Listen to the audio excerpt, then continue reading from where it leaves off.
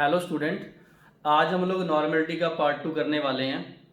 जो बच्चे आज ही मेरे इस लेक्चर में जुड़े हैं मेरे साथ, वो सबसे पहले नॉर्मेलिटी पार्ट 1 ज़रूर देखें, उसको समझें, क्योंकि उनके कॉन्सेप्ट हम आज अप्लाई करने वाले हैं। मेरी उस वीडियो का जो लिंक है वो इस लेक्चर के नीचे डिस्क्रिप्शन बॉक्स में दिया हुआ है, तो उसको पहले आराम से समझ के फिर मेरी इस क्लास में कंटिन्यू करें। ठीक है, ओके। आई होप कि आपने लेक्चर जो पार्ट 1 है नॉर्मेलिटी का वो सुन के समझ लिया होगा। थोड़ा सा पार्ट उसका यहाँ उठाया मैंने। ये देखिए H2SO4 है, ये ऑक्सैलिक एसिड है और ये है, बोलो क्या, फास्फोरस एसिड।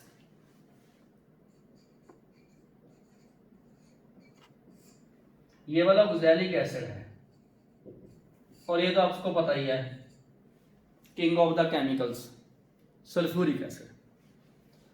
तो ये तीनों के तीनों एसिड्स हैं। इन तीनों के तीनों जो एसिड्स हैं उनमें कुछ H ऐसे हैं जो हाई इलेक्ट्रोनेगेटिव एटम ऑक्सीजन से जुड़े हुए हैं।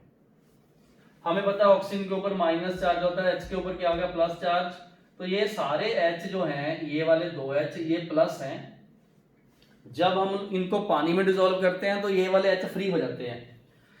ये वाले जो H फ्री होते हैं तो उसको हम लोग N फैक्टर ऑफ एसिड बोलते हैं। इसका 2 है। इसमें एक ये वाला एक ये वाला, ये फ्री हो जाएगा H प्लस, तो इसका N फैक्टर भी 2 हो गया।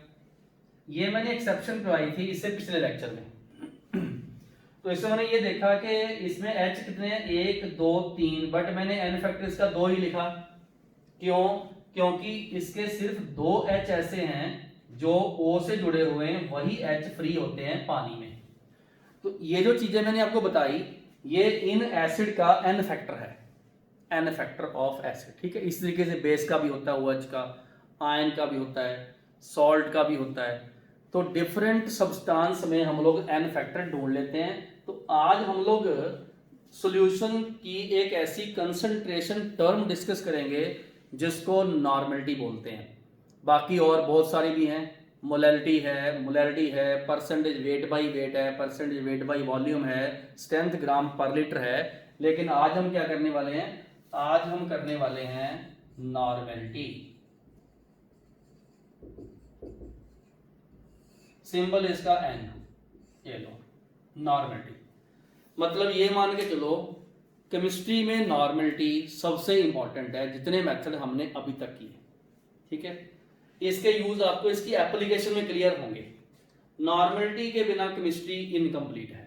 नॉर्मेलिटी के बिना केमिस्ट्री का कोई भी कॉन्सेप्ट जो इक्वेशन में लगता है, जो टाइट्रेशन में लगता है, जो किसी प्रोडक्ट को फाइंड करने में लगता है, मतलब ये मान के चलो नॉर्मेलिटी एक very very important method of concentration है। ठीक है, सबसे पहले मैं काम करूंगा, नॉर्मेलिटी का यूनिट लिखूंगा ऐसे, ये लो, इसका यूनिट है ग्राम इक्विवेलेंट पर लीटर, ऐसे लिख दिया। किसी भी क्वांटिटी का यूनिट उसके अंदर जितने भी कंपोनेंट है उनको एक्सप्लेन करता है।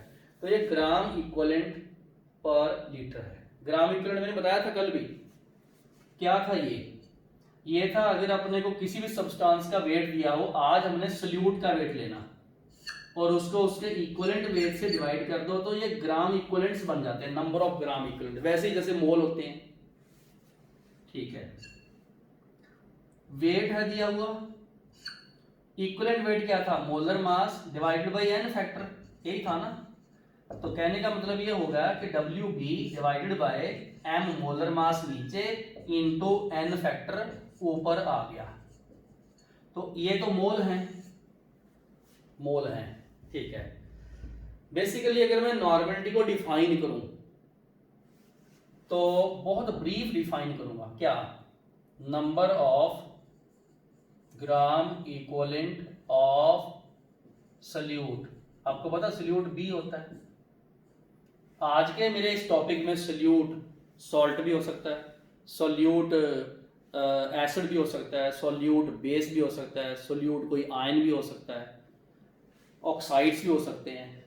Number of gram equivalents of solute in 1.0 litre of, हाँ जी फिर से ध्यान से नोट करो क्या लिखने वाला हूं, सॉल्यूशन।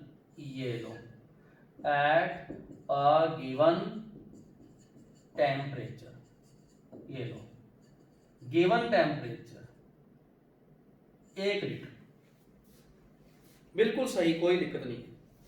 ये इसकी डेफिनेशन है, ये इसका यूनिट है, उस यूनिट में पर लीटर तो ये देखो लिखा हुआ है 1 लीटर में, ग्राम इक्विवेलेंट ये है। तो अगर अपने नॉर्मलिटी के इनिशियल फॉर्मूले लिखें जो डेफिनेशन से आते हैं, या मतलब जो डेफिनेशन के अकॉर्डिंगली बेसिक फॉर्मूले हैं वो लिखें, तो वो क्या बनते हैं, यहां लिखिए फॉर्मूले। चलो जी, फॉर्मूले ज्यादा नहीं, शुरू में 1-2 लिखाऊंगा। Normality is equal to number of gram equivalents divided by volume of solution in litre, ये नॉर्मलिटी है। बोलो समझ आ गया? पक्का? ठीक है, ये पहला फॉर्मूला है। जा normality is equal to number of gram equivalents, ठीक है, वॉल्यूम हम लोग लेते हैं किसमें, मिलीलीटर में, इनटू कर देंगे 1000, ये दूसरा फॉर्मूला हो गया। यूनिट इसका यही है। दूसरे नंबर पे जैसे मान लो 1n लिख दिया, 1n, उसका मतलब है यूनी नॉर्मल, ये नॉर्मलिटी 1, किसी भी सोल्यूट का 1 ग्राम इक्विवेलेंट 1 लीटर में डिसॉल्व किया हुआ है। ऐसा भी हो सकता है n/2, इसको बोलते हैं सेमी नॉर्मल। ऐसा भी हो सकता है n/10, 0.1n, इसको बोलेंगे डेसी नॉर्मल। अच्छा, इसी तरीके से n/100 भी आता है, 0.01, ठीक है, और n हो गया, इसको बोलेंगे सेंटी नॉर्मल। ये लो, ये कुछ टर्म्स इनके साथ लिंक्ड हैं, सेमी यूनी या सिंपल नॉर्मल। यूनी की बजाय सिंपल नॉर्मल भी लिखा था, उसको भी नॉर्मलिटी 1 बोलते हैं। ए सॉल्यूशन इज नॉर्मल मतलब 1। लो बच्चे, नॉर्मलिटी की कुछ खास बातें और बताता हूं, अभी बताता हूं। इसमें ये लिखो कि नॉर्मलिटी के बारे में कुछ खास बातें क्या है, लिखो जी, some important point about N. एक, लो जी, कौन सी? वो ये लिखनी है आपने कि normality is temperature dependent. Okay, ये क्यों? Because expressed in terms of volume of solution. आपने देख ही लिया, नॉर्मलिटी इनवर्सली प्रोपोर्शनल टू ये वॉल्यूम है, और volume directly proportional to temperature है, तो normality inversely proportional to temperature हो गई। ये लो, इधर नॉर्मलिटी इधर टेम्परेचर, ये ग्राफ आएगा, कम होगा ना, टेम्परेचर बढ़ाओगे नॉर्मलिटी कम होगी, तो ये ग्राफ भी आपको याद रखना है ऐसे, ठीक है। तो एक इंपॉर्टेंट पॉइंट तो इसका ये हो गया नॉर्मलिटी का, ठीक है। नॉर्मलिटी टेम्परेचर डिपेंडेंट है और इनवर्सली प्रोपोर्शनल टू टेम्परेचर है, ठीक है। इसके बाद इंपॉर्टेंट पॉइंट्स में दूसरा पॉइंट एक और लिखता हूं। लो जी, पहला पॉइंट ये था नॉर्मलिटी टेम्परेचर पे डिपेंड करती है। दूसरा पॉइंट, बहुत सारे पॉइंट आएंगे। लो जी, सेकंड पॉइंट क्या है? वो सेकंड पॉइंट अब हम ये लिखेंगे, relation between normality and molarity, ये ठीक है। कैसे? देखो, नॉर्मलिटी किसके इक्वल है? नॉर्मलिटी इक्वल है number of gram equivalent per unit volume into 1000। ऐसे लिख लो, number of gram equivalent per unit volume in millilitre into 1000। Okay, 1000। अब नंबर ऑफ ग्राम इक्विवेलेंट क्या होते हैं? वो होते हैं किसी भी सल्यूट का weight divided by equivalent weight, ये रहा वॉल्यूम इन सॉल्यूशन मिलीलीटर में, इनटू किया मैंने 1000 कर दिया, बिल्कुल सही। अब दोबारा से normality is equal to weight तो आ ही गया WB। अच्छा, इक्विवेलेंट वेट किसके इक्वल है? बोलो। इक्विवेलेंट वेट होता है किसी भी सब्सटेंस का मोलर मास नीचे n फैक्टर, अब वो ऊपर चला गया, ये लो, ये n फैक्टर ऊपर चला गया ना ऊपर। बाकी तो वही है, क्या? Volume of the solution millilitre में इनटू 1000। ठीक है। अब मैं इस फॉर्मूले में मोलैरिटी छुपी हुई है, ये लो, यहां से ऐसे गया, ऐसे गया, ये लो, weight over molar mass divided by volume into 1000 is molarity into n factor. नीचे लिखने वाला हूं normality is equal to molarity into n factor. चलो जी, n फैक्टर मतलब अगर Na है तो Ma इंटू Na, अगर Nb है तो Mb इंटू Nb, ये एसिड के लिए और ये बेस के लिए।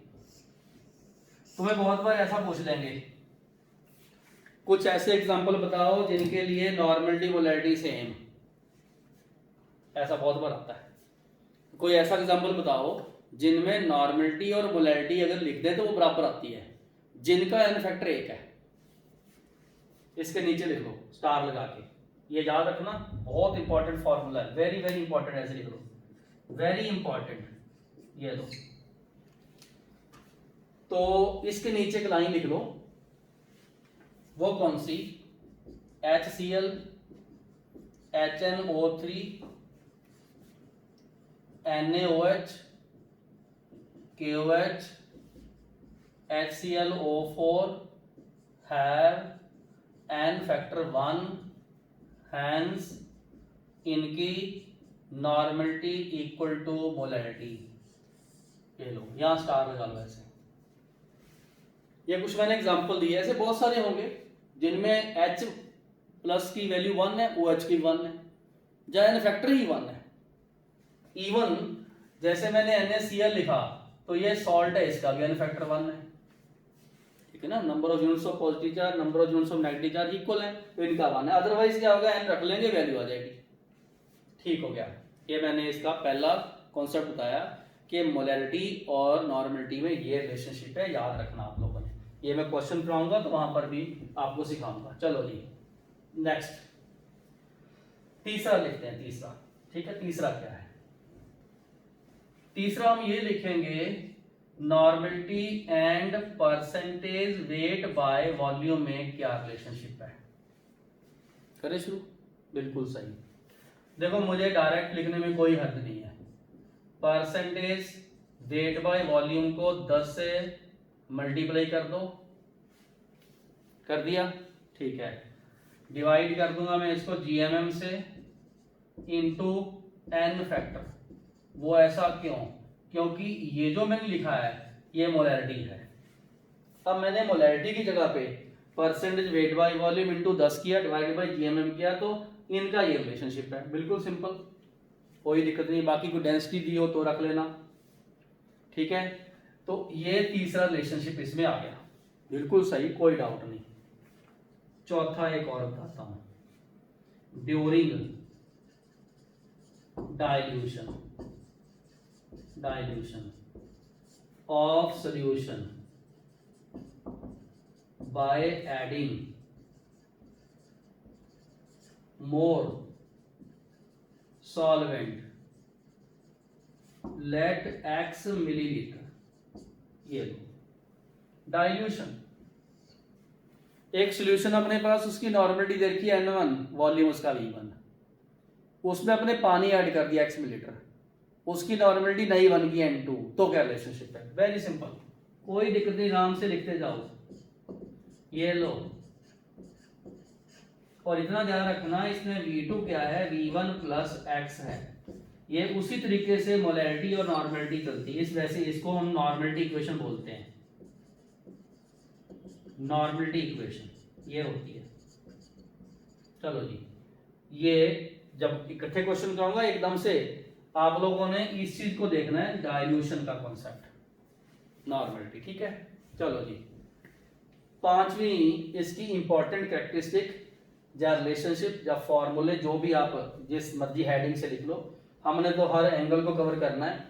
तो नॉर्मलिटी डाइल्यूशन से कम हो रही है, ये देखो जनरली कम होती है। इतना पक्का याद रखना कि इधर जो n2 होता है वो ऑलवेज लेस देन n1 होता है, क्योंकि v1 से v2 ग्रेटर है। पानी ऐड करोगे तो वॉल्यूम बढ़ेगा ही, ये कम हो जाएगी।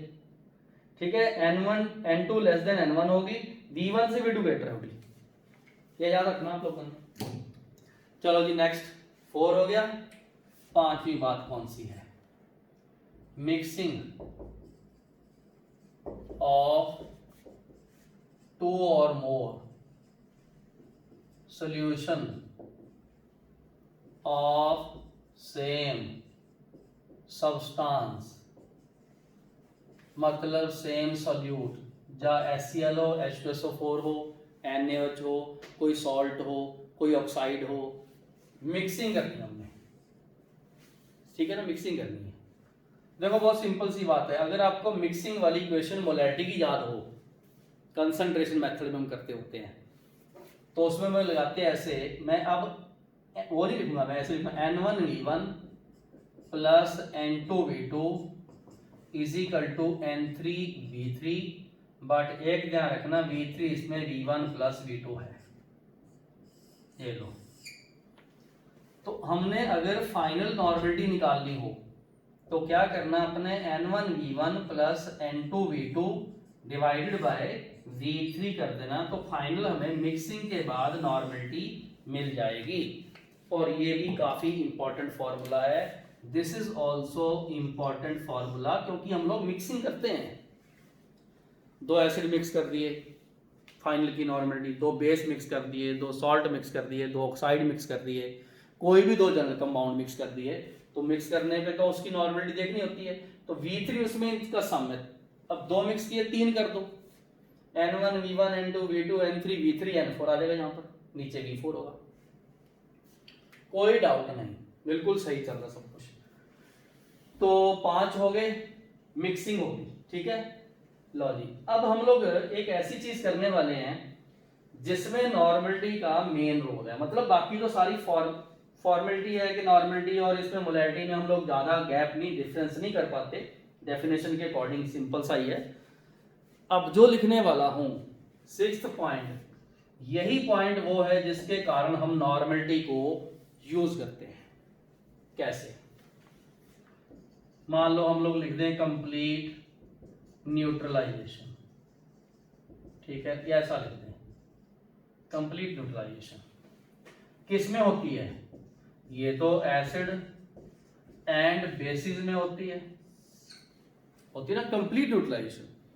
जब भी वर्ड कंप्लीट न्यूट्रलाइजेशन आ जाए उसका मतलब ये होता है milli equivalent of acid is equal to milli equivalent of base.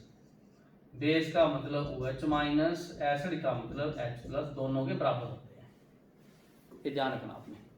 ठीक है, milli equivalent of acid, milli equivalent of base, या equivalents of acid, equivalents of base.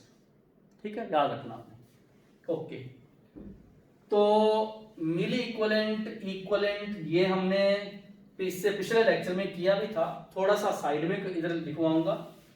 जब भी मैं MEQ लिखवाता हूं किसी भी सब्सटेंस के, मान लो एसिड के लिख दिए, तो normality of acid into volume of acid, और ये मैंने मिलीलीटर में लिखा है।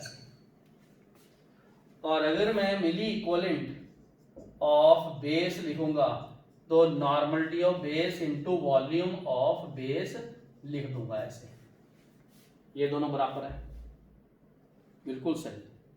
ठीक है, याद रखना।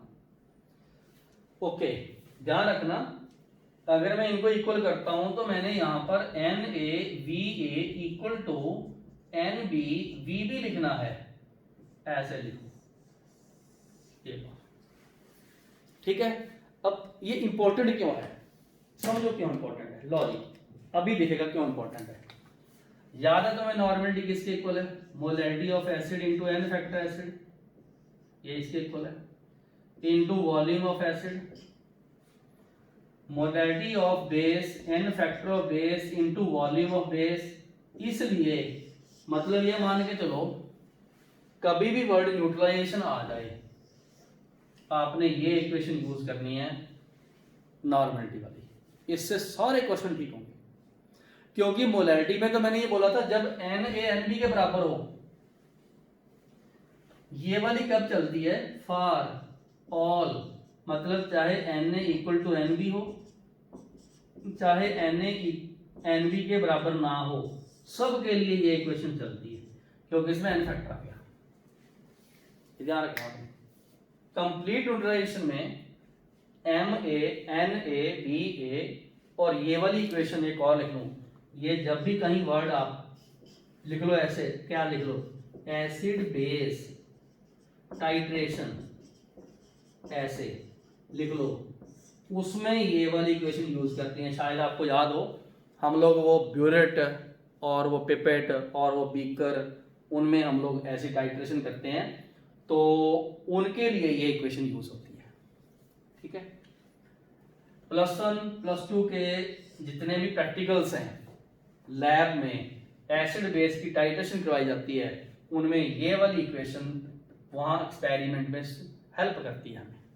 ठीक है, ये मत सोचना ये सारा थ्योरेटिकल टॉपिक है, ये सारे का सारा प्रैक्टिकल टॉपिक है, और इसको हमने समझना है, पकड़ना है और अप्लाई करना है इसको। ठीक हो गया, चलो जी, इसके न्यूमेरिकल करवाऊंगा, अभी कोई दिक्कत नहीं है, करवाऊंगा पक्का। कंप्लीट न्यूट्रलाइजेशन ये मैंने लिखवा दी।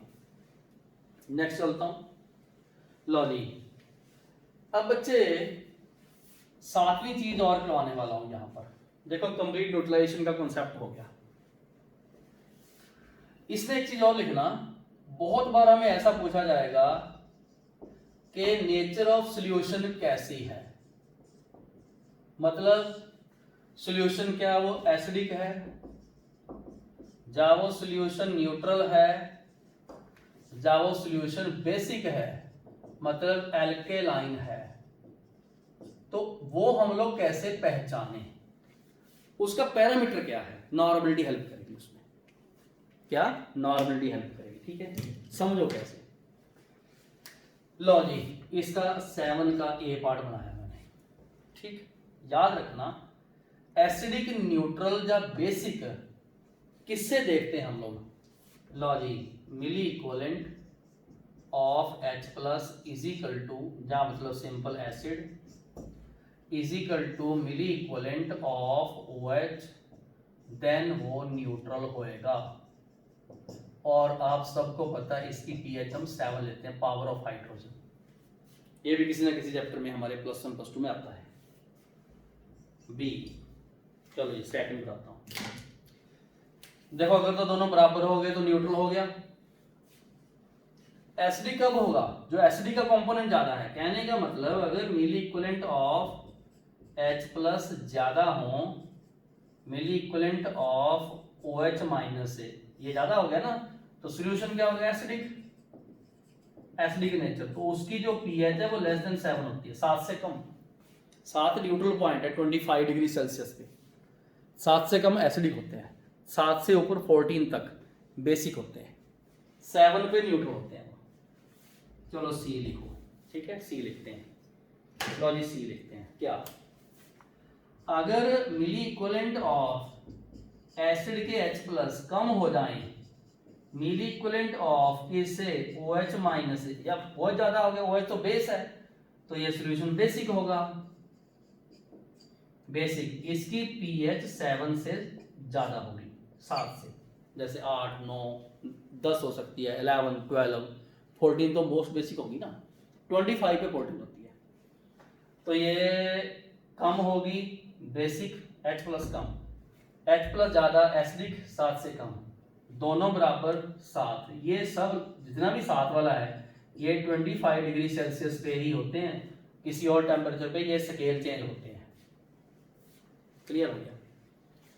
और ये जो हमने मिली इक्विवेलेंट ऑफ H+ या ये वाले हमने कैसे निकालने हैं? Very simple, molarity of acid, n factor of acid, volume of acid, इससे। और ये हमने कैसे निकालने हैं? Molarity of base, n factor of base and volume of base, जितने मिलीलीटर होगा उसे देख लेंगे, जो ज्यादा होगा उसका ही पलड़ा भारी, और उसी को ही हम लोग अप्लाई करा देते हैं, कोई दिक्कत नहीं है। लो जी, एक चीज 8वें नंबर पे अब बताने वाला हूं मैं, समझो, बहुत इंपॉर्टेंट चीज। 8वें नंबर पे एक और बताऊंगा। इतने कॉन्सेप्ट्स हैं नॉर्मलिटी के जो हेल्प करेंगे। मोलैरिटी से वास्ट टर्म है ये, ठीक है, इतने कुछ हैं। लो जी, 8वें नंबर पे एक चीज और बताने वाला हूं, ये लो। इसमें अगर हमने लिमिटिंग रिएजेंट देखना हो, चलो जी, लिमिटिंग रिएजेंट कॉन्सेप्ट देखना हो एंड अमाउंट ऑफ प्रोडक्ट देखना हो, ठीक है, तो फिर कैसे देखना है? लो जी, मान लो ए ऑफ ए है, बी ऑफ बी है, सी ऑफ सी बन गया, ठीक है।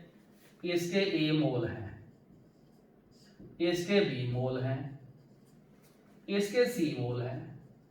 तो ये तो क्लियर है, ए बी सी, ये तो मोल रेशो है ना, मोल रेशो, मोल रेशो।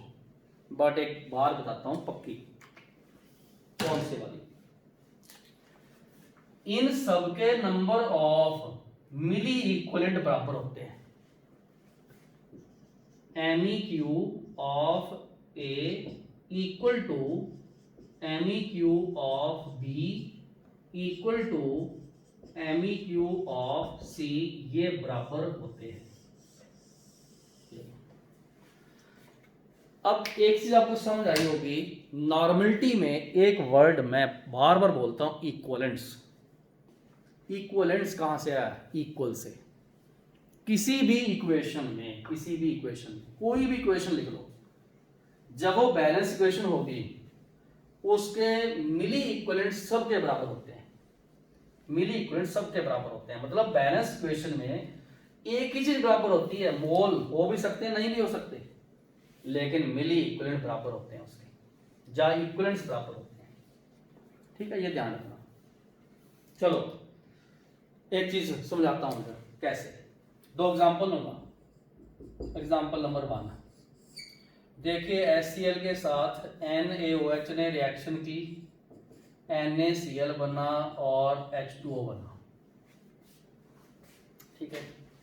इसका एक मोल है, इसका भी एक मोल है, इसका भी एक मोल बनेगा, इसका भी एक मोल बनेगा, इसका मोल बना। इक्विवेलेंस किसके बराबर होता है? मोल इनटू उसका n फैक्टर। इसका 1 ग्राम इक्विवेलेंट है, इसका भी 1 ग्राम इक्विवेलेंट है, इसका भी 1 ग्राम इक्विवेलेंट है, इसका भी 1 ग्राम इक्विवेलेंट बनेगा। तो ये देखो बराबर हो गए। कुछ बच्चे पता क्या बोलेंगे, सर बराबर तो वो भी है। नहीं, एग्जाम्पल नंबर 2 में देखते हैं लॉजिक ऐसे। 2 एग्जाम्पल लो बच्चे, अब मैंने लिखा H2SO4 प्लस लिखा मैंने NaOH, फिर आगे आया Na2SO4 और उसके बाद लिखा मैंने H2O। बैलेंस किया तो यहाँ 2 लगाऊंगा और इधर भी 2 लगाऊंगा। इसका है 1 मोल, इसके हैं 2 मोल, इसका है 1 मोल और इसके हैं 2 मोल, ठीक है। बात समझ गई? क्लियर हो रहा है? पक्का? ठीक है। H2SO4 का n फैक्टर कितना है? 2। इक्विवेलेंट्स किसके बराबर होते हैं? मोल इनटू n फैक्टर। तो इसके हो गए 2 ग्राम इक्विवेलेंट, इसके 2 मोल हैं। NH का n फैक्टर कितना? 1। इसके हो गए 2 ग्राम इक्विवेलेंट। अच्छा, इसका मोल 1 है। अब देखिए, अगर आप चार्ज देखोगे तो यहां पर 2 आएगा, तो mole into n factor is gram equivalent, तो यहाँ हो गए 2 ग्राम इक्वलेंट और यहाँ भी हो गए 2 ग्राम इक्वलेंट। ठीक है, अब ये देखो बराबर है ना, और ये देखो ये नहीं बराबर, मोल 1 मोल 2 मोल 1 मोल 2 मोल, ये नहीं बराबर, ये अनइक्वल है। ये देखो अनइक्वल है, ये भी अनइक्वल है, बट इक्वलेंट बराबर होते हैं। शायद आप लोगों को अब थोड़ा थोड़ा इंपॉर्टेंस पता लगनी शुरू होगी कि असल में नॉर्मलिटी कॉन्सेप्ट इतना डोमिनेंट क्यों है। ध्यान से सुन लो, इक्वेशन अगर बैलेंस है उसमें नॉर्मलिटी के अकॉर्डिंगली उसके इक्वलेंट्स बराबर होते हैं। ठीक है, उसमें इक्वलेंट्स बराबर होते हैं। लो जी, मैं अलग से एक लाइन लिख लूं, इन balanced equation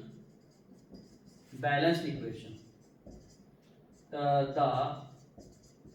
number of equivalents और मिली इक्वलेंट्स, वो तो वॉल्यूम से डिपेंड करता है ना, 1 लीटर नहीं रखोगे आप, मिलीलीटर रख लोगे, of all reactant and product are always, हाँ जी, इक्वल, बराबर होते हैं। ये यहां से वर्ड है इक्वलेंट, बराबर होते हैं, इक्वलेंट बराबर होते हैं पक्का। ठीक है, ये चीज सबसे हेल्पफुल होती है। और लिमिटिंग रीजन में क्या देखना होता है, जो चीज कम है वो हम यूज कर लेंगे, अमाउंट ऑफ प्रोडक्ट तो लिमिटिंग के अकॉर्डिंग बनेगा ही, और अगर इक्वेशन बैलेंस है तो सबके सब बराबर होते हैं।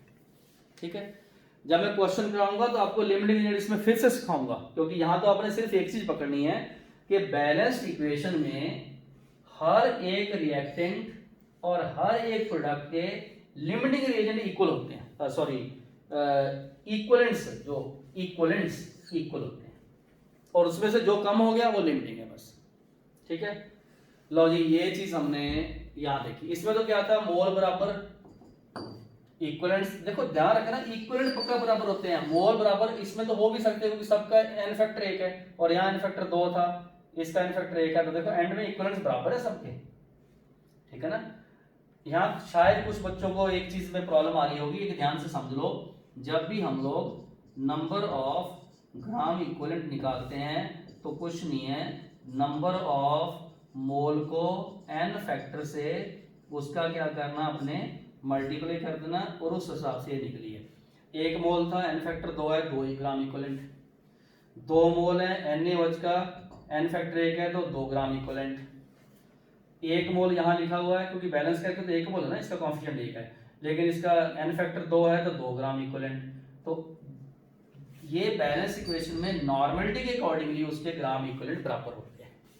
ठीक है, लो बच्चे, किसी भी क्वेश्चन में जब इक्वेशन बैलेंस हो तो उसके मिली इक्वलेंट या इक्वलेंट बराबर होते हैं बस, और प्रोडक्ट भी हम लोग फाइंड कर लेते हैं। ठीक है, चलो जी, अब नॉर्मलिटी के बारे में मैक्सिमम चीजें हो चुकी हैं, जितना भी हम लोग नॉर्मलिटी के बारे में अप्लाई कर सकते हैं, समझ सकते हैं, वो सब कुछ हो चुका है। अब मैं आपको नॉर्मलिटी का डिफरेंट कॉन्सेप्ट से रिलेटेड क्वेश्चन करवाने वाला हूं। लिखिए, एक्सरसाइज रिलेटेड टू नॉर्मलिटी।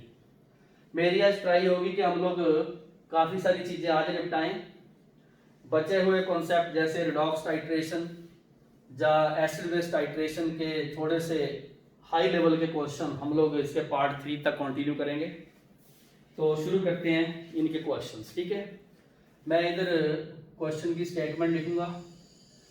यहाँ पर हम लोग देखो कॉन्सेप्ट हो चुके हैं, फॉर्मूले हो चुके हैं, अब बारी न्यूमेरिकल की है। तो पहला क्वेश्चन एक्सरसाइज में लिख लो, लिखो ए solution of H3PO4 is 0.4 m। ठीक है, फाइंड करो, ये n है, n, फाइंड इट्स मोलैरिटी, मतलब आपने m निकालना है। ऑप्शन 0.4 यहाँ पर H3PO3 लिख दूँ प्लीज़, ये एक थोड़ा ध्यान रखो।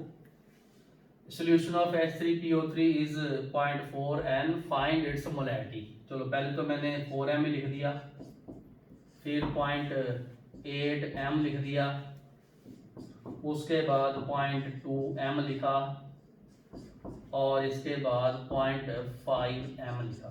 ठीक है, चलो एक बार ट्राई कीजिए। सोल्यूशन है H3PO3 का और 0.4 n है, फाइंड करो उसकी मोलैरिटी। ठीक है, लो जी, normality of acid is equal to molarity of acid into n factor of acid. मैंने मोलैरिटी निकालनी है, जो नॉर्मलिटी है उसको n फैक्टर ऑफ एसिड से डिवाइड करूंगा। नॉर्मलिटी इसकी 0.4 n है, इसका n फैक्टर, लो जी, H3PO3 का n फैक्टर 2 होता है, 2, तो आप इसको 2 से डिवाइड करोगे 0.2 m आ जाएगा, तो इसका आंसर सी है। ओके डन, बिल्कुल सही। चलो चलते आगे, चले आगे। ठीक है, पहला क्वेश्चन हो गया। दूसरा क्वेश्चन, दूसरा क्वेश्चन में ये है, an aqueous solution of H2SO4 is prepared by adding 4.9 gram of it in 400 milliliter of solution। ठीक है, तो फाइंड कीजिए नॉर्मलिटी ऑफ एक्वस सॉल्यूशन। ठीक है, ओके, चलते हैं।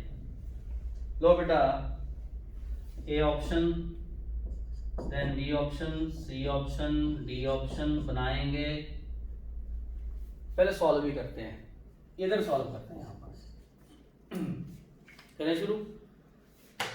लो जी, कैसे, जब भी नॉर्मलिटी निकालनी हो, wait of the solute, molar mass of the solute, volume of the solution millilitre में, और इंटू करो 1000, ये तो सारा मोलैरिटी हो गया, इंटू कर दो n फैक्टर ऑफ एसिड से।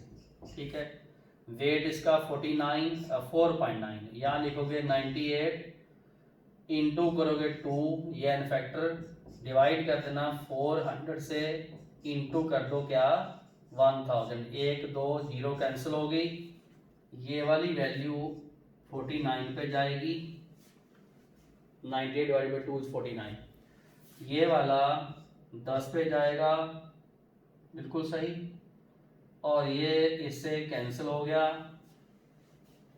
हमारे पास 4 बचा, ये देखो बाकी सारा कट गया, चेक कर लो, इसका मतलब 0.25 n है। तो अगर हम लोग यहाँ पर 0.25 n लिख दें, इधर 0.5 n लिख दें, यहाँ पर 0.4 n लिख दें, और इधर 0.02 n लिख दें, तो इसका आंसर ये बना। ऐसे करना, ऑब्जेक्टिव क्वेश्चन इस तरीके से होते हैं। ठीक है, चलो आगे। ठीक है, 2 क्वेश्चन हो गए, ये ध्यान रखना, सारे फॉर्मूले सब कुछ इसमें आए जा रहा है। लो जी, आगे चलते हैं। ठीक है, तीसरा क्वेश्चन करता हूं, तीसरा क्वेश्चन, ओके, रेडी हो ना? चलो तीसरा क्वेश्चन लिखो जी, how many grams of calcium hydroxide must be added to the 200 milliliter of aqueous solution so that it is labeled, क्या labeled, सेमी नॉर्मल। ये तो हम लोग इस क्वेश्चन के ऑप्शंस यहां लिखेंगे। पहले स्टेटमेंट देखो, समझ आ गई या इसमें गड़बड़ है किसी स्टेटमेंट में? देखो स्टेटमेंट तो समझ आनी चाहिए पहले, ठीक है। लो बच्चे स्टेटमेंट पहले समझ लो क्या कुछ है इस स्टेटमेंट में। ओके, करते हैं शुरू। मैंने मास निकालना इसका, सबसे पहले काम करो, नॉर्मलिटी का फॉर्मूला लिख लो। Weight of the solute, molar mass of the solute, volume of the solution in millilitre in 1 into 1000 into n factor. इस फॉर्मूले में जो जो चीजें, जो जो आपको कंपोनेंट इस स्टेटमेंट में दिखते हैं वो लिख लेते हैं। ये नहीं पता अपने को, ये पता है सेमी नॉर्मल 1/2, वेट नहीं पता x, molar mass CaOH twice का। चलो CaOH ट्वाइस, वैसे तो देखो बच्चे को रटा होना चाहिए, ये 40 है, ये 16 and 1 17 इंटू 2 किया 34 और 74 आ गया, 74 इंटू 1000, वॉल्यूम 200, n फैक्टर, क्योंकि ये OH 2 है तो 2 लिखूंगा। ये 200 से कटा, 1 2 0 इससे कटी, बिल्कुल सही कटा ना। ओके, तो ये देखो ये तो सारा कट कटा गया। अब ये तो 10 बचा और ये बचा और ये बचा। लिखता हूं x is equal to 74 divide by 2 and divide by 10। तो इसका आंसर आ गया 3.7 ग्राम, क्योंकि इसको काटोगे तो 37 और 10 से डिवाइड करोगे तो ये, तो मान लो मैंने आंसर इसका यहाँ पर 3.7 ग्राम लिख दिया, ठीक है। इधर अपने 18.5 ग्राम लिख दिया, यहाँ पर मैंने 1.85 ग्राम लिख दिया और इधर 37 ग्राम लिख दिया। तो आंसर तो ये बनता है, क्योंकि हमने ये देखो निकाला हुआ है। फिर भी चेक कर लो गलती ना हो, ह्यूमन एरर हो सकता है। 2 से काटा 100 आया, 2 0 ऊपर 10 बच गया, 74 है, ये 74 इधर आ गया क्योंकि एक्स निकालना है मैंने, इधर चला गया, नीचे 2 है, 10 नीचे आएगा, बिल्कुल सही, इतना ही आया 3.7 ग्राम, सही। चलो जी आगे चलते हैं नेक्स्ट। तो 3 क्वेश्चन हो चुके हैं, चौथा क्वेश्चन करते हैं, फोर्थ। चलो फोर्थ क्वेश्चन करते हैं। वो ये है कि 200 millilitre of 0.4 m oxalic acid is diluted by adding 400 milliliter of water. Find the final molarity, normality.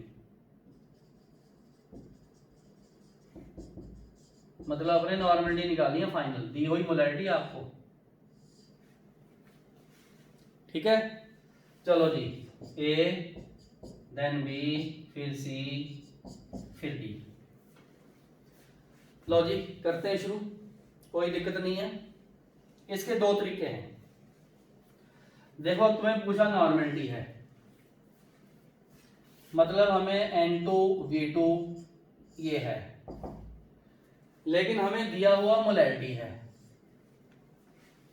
दिया ना मोलैरिटी, तो असल में मैं N1 V1 तो लिखूंगा ही पक्का, ठीक है। लेकिन इस N1 की जगह पे मैं M1 इंटू N1 उसका N फैक्टर लिख लूंगा, normality equal to molarity into N factor.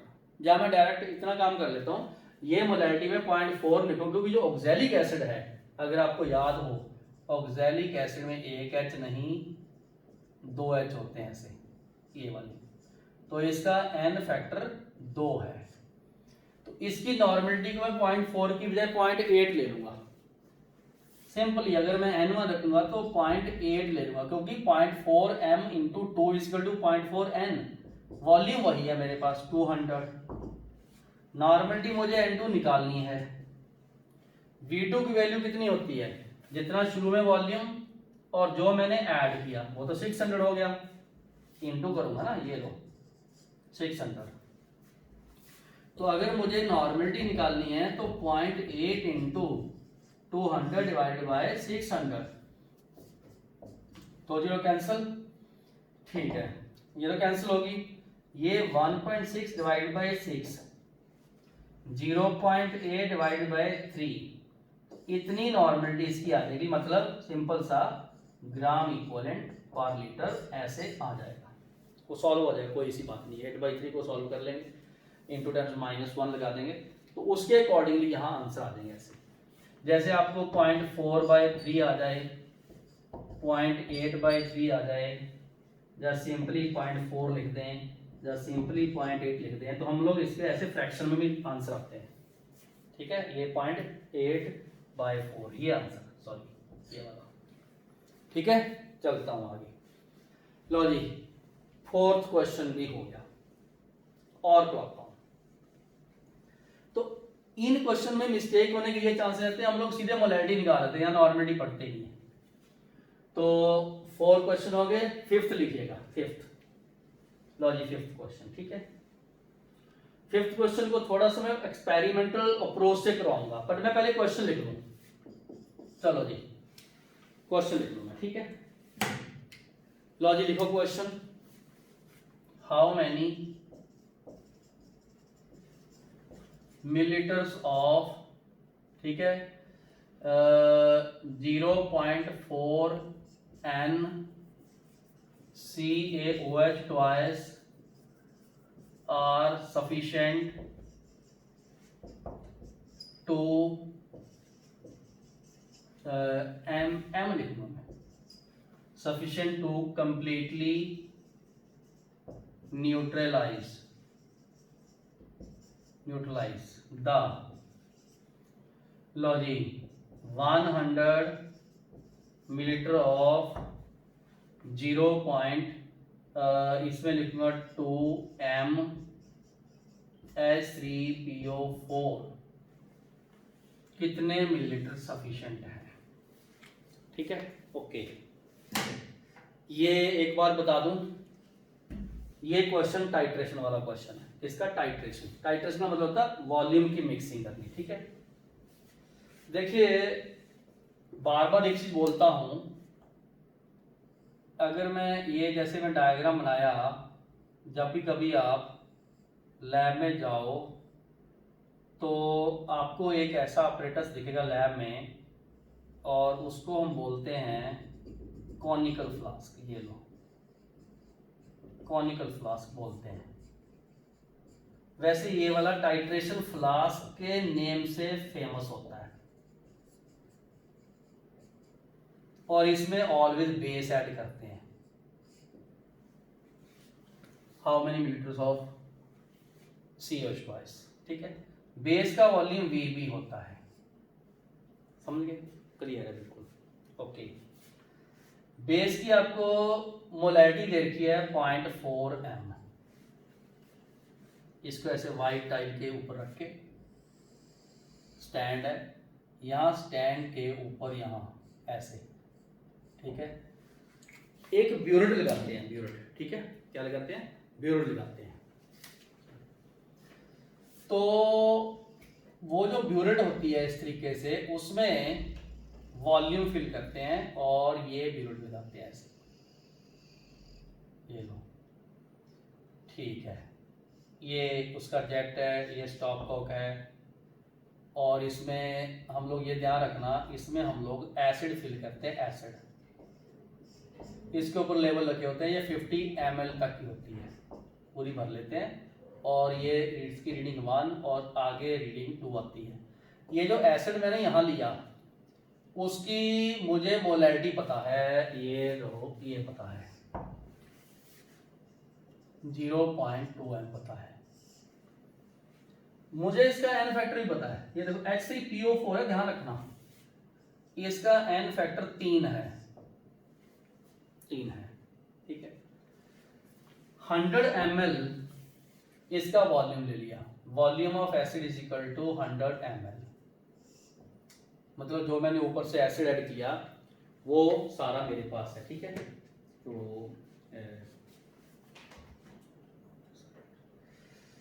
तो ये देखो इस तरीके का आपको मैं सेटअप दिखाता हूँ। ये कॉनिकल फ्लास्क हम यहाँ रखते हैं ऐसे, ठीक है, ये कंप्लीट।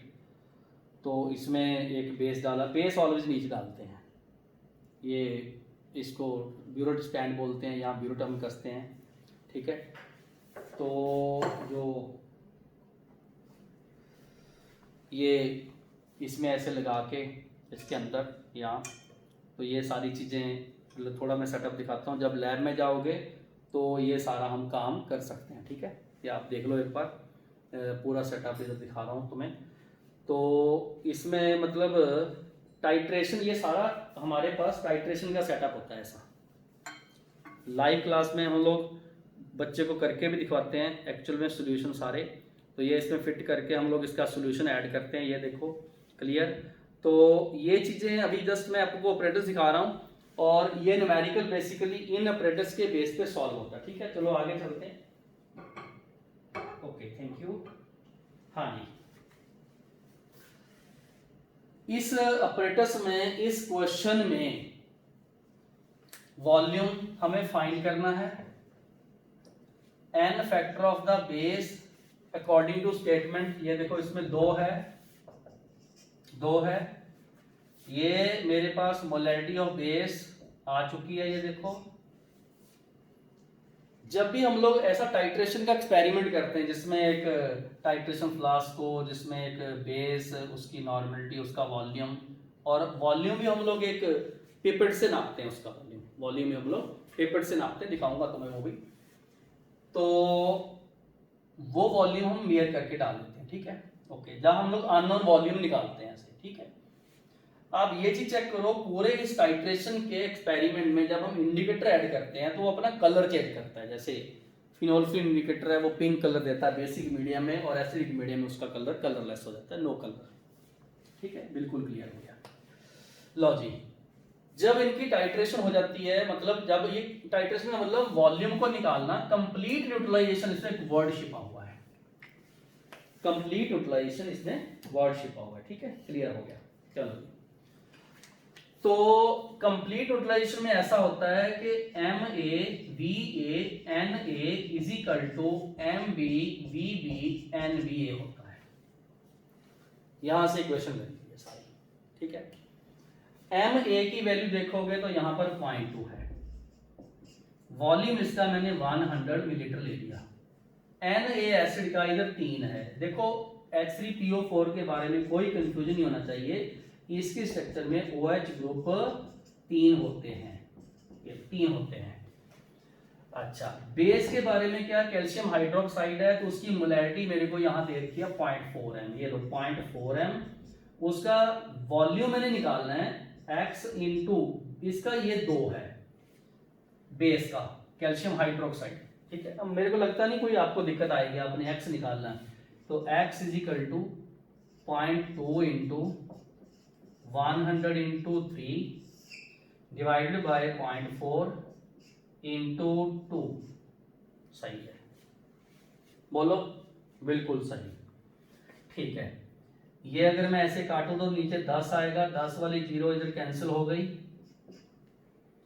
सही है बिल्कुल, ठीक है।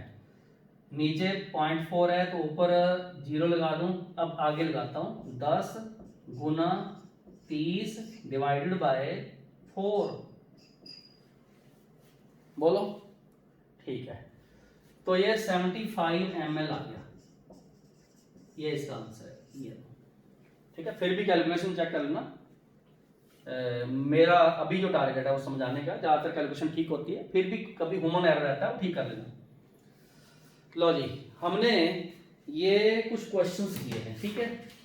लो बच्चे, अपने मोलैरिटी नॉर्मलिटी के सब तकरीबन क्वेश्चन कर लिए।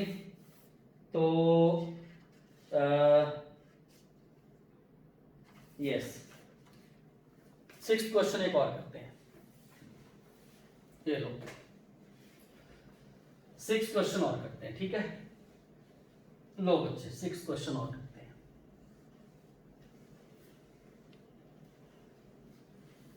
क्या है वो 6th क्वेश्चन? डायग्राम पहले बनाऊंगा, उस डायग्राम के अकॉर्डिंगली हमने क्वेश्चन का आंसर निकालना है। लो जी, क्या है वो डायग्राम? यहाँ 6 क्वेश्चन लिखा मैंने, कोई दिक्कत नहीं। डायग्राम देखिए, ये बीकर है, बीकर। इस बीकर में मैंने एक तो डाला यहाँ 20 मिलीलीटर 0.2 mScl डाल दिए, ऑफ है। उसके बाद अपने 10 मिलीलीटर डाले ऑफ 0.1 m H2SO4 के, ठीक है। और क्या डाला इसमें?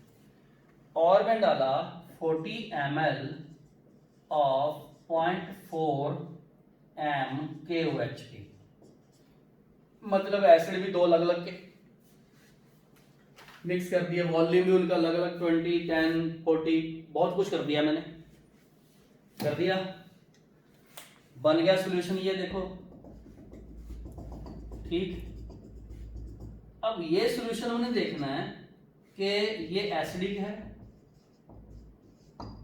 या ये सॉल्यूशन बेसिक है या ये सॉल्यूशन न्यूट्रल है। मतलब हमें नहीं पता अब मिक्स करने के बाद क्या है, यही क्वेश्चन है।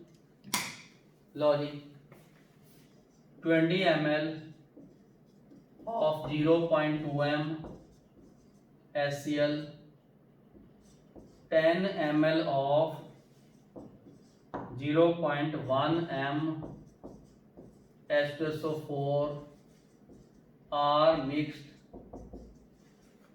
in 40 ml of 0.2 m QH. Find that the solution is A, क्या वो एसिडिक है, क्या वो बेसिक है,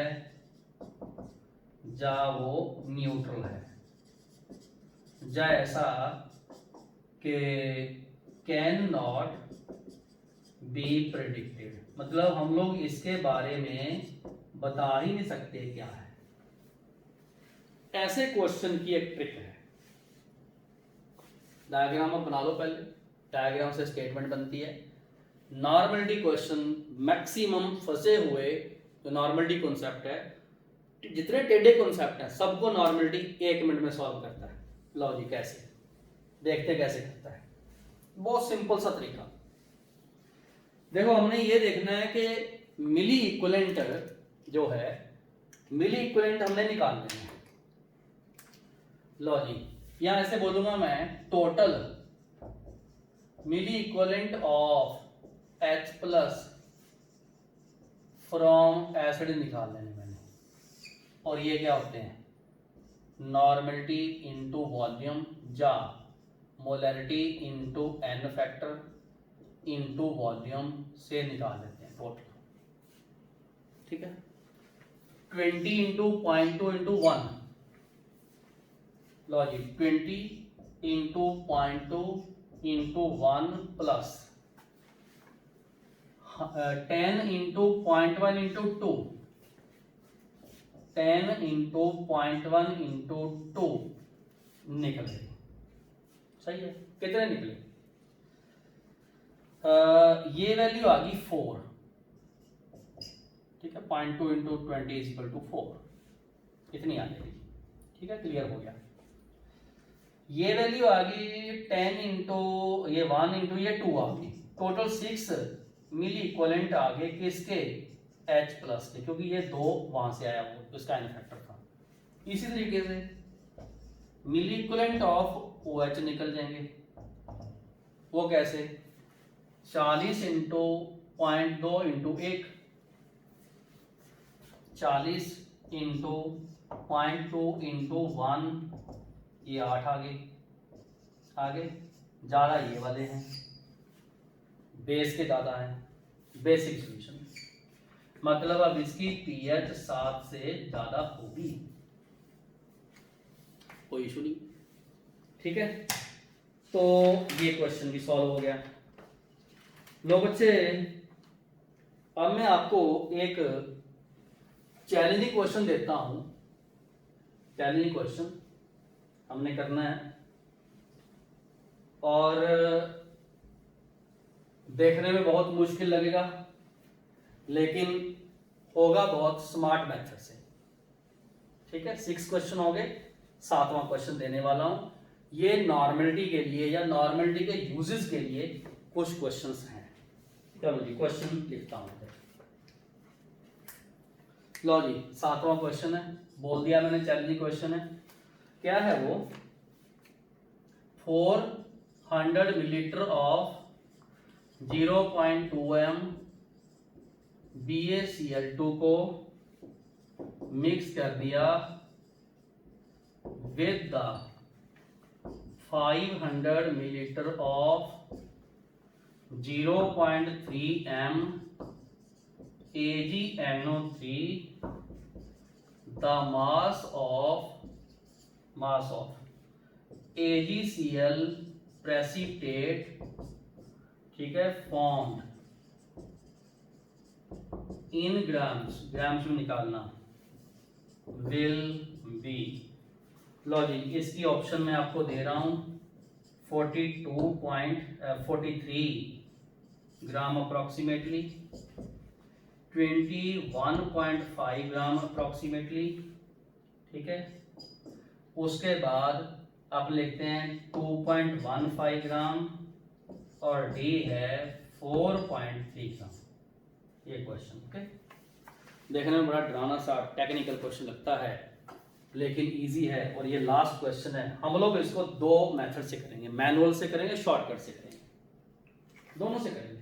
ठीक है, लो बच्चे, ये क्वेश्चन ऐसा है कि हमारे पास बेरियम क्लोराइड है और सिल्वर नाइट्रेट है, AgCl बनेगा। पहले क्वेश्चन लिखेंगे कैसे।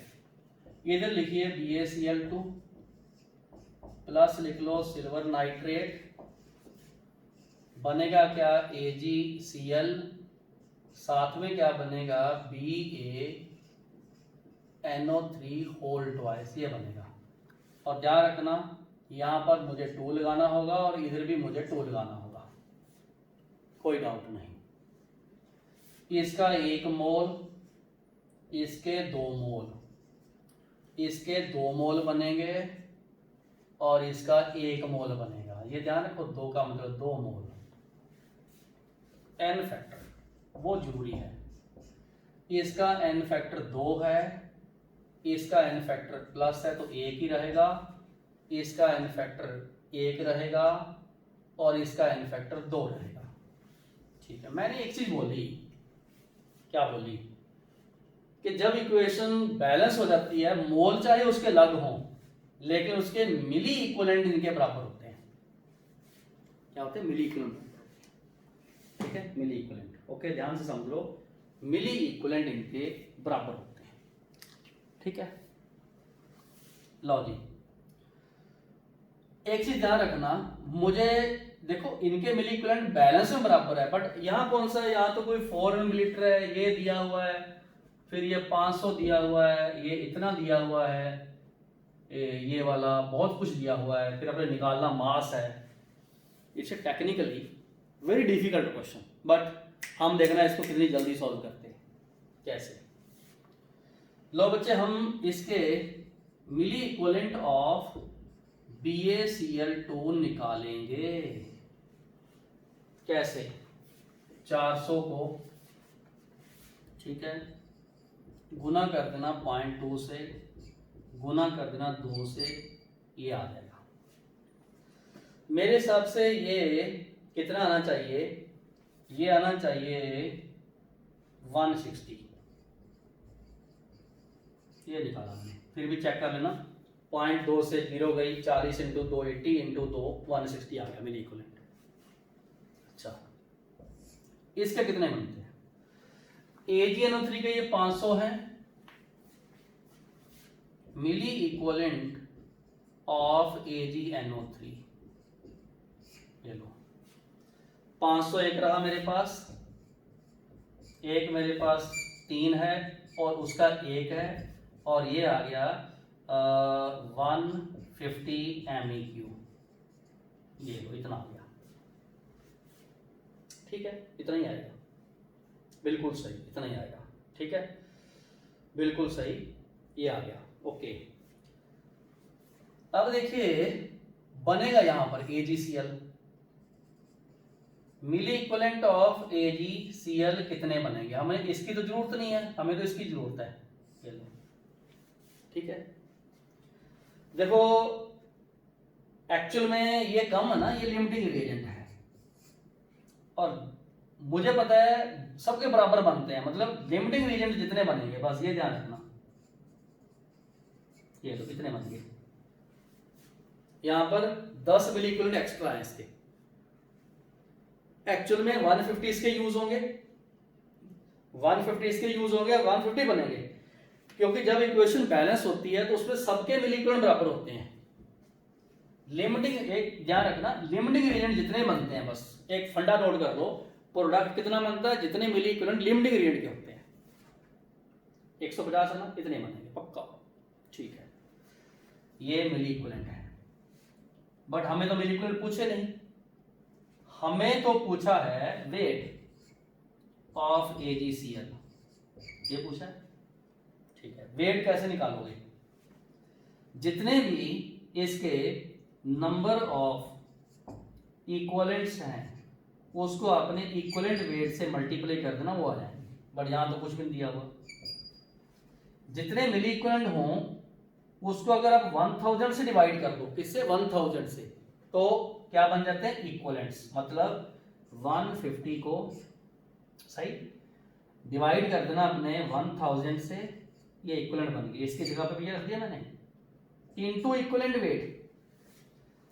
सिल्वर क्लोराइड का इक्विवेलेंट वेट उसका मोलर मास है, क्योंकि इसका एन फैक्टर 1 है, equivalent weight is equal to, equivalent weight किसके, molar mass into N factor. Molar mass कितना होगा इसका, ये 108 होता है और ये 35.5 है, 143.5 है, तो हम लोग 143.5 डिवाइड बाई 1 इसको सॉल्व कर लेंगे, बस इतना सा काम है। ये रहा 0, ये भी 0, ठीक है। तो अगर मैं इन सबको सॉल्व करवाऊं तो 0.15 इंटू 143.5 को सॉल्व कर लेना, ठीक है, और ये वैल्यू आएगी तुम्हारी 21.5 इतनी आएगी, लो जी 21.5 इतनी आएगी। लो बच्चे, ये उसी तरीके से जैसे वेट निकालना हो तो number of mole into molar mass होता है, यहाँ पर number of equivalent into equivalent wait, ये वेट निकालने का तरीका है। नंबर ऑफ इक्विवेलेंट क्या होता है, जितने मिली इक्विवेलेंट है उसको 1000 से डिवाइड कर दो तो वो इक्विवेलेंट्स आ गए।